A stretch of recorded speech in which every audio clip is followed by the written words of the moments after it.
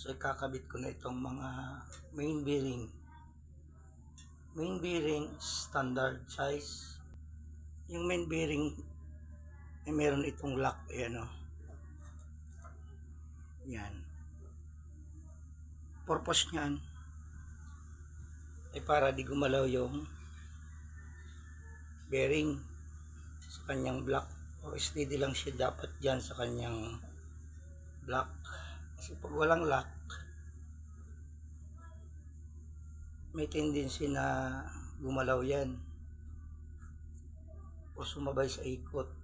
Dapat di yan sasabay sa ikot, dapat steady lang yan dyan. Yung umiikot lang dapat yung crankshaft or sigunyal. Yan. Yan ang purpose ng lock na yan sa bearing.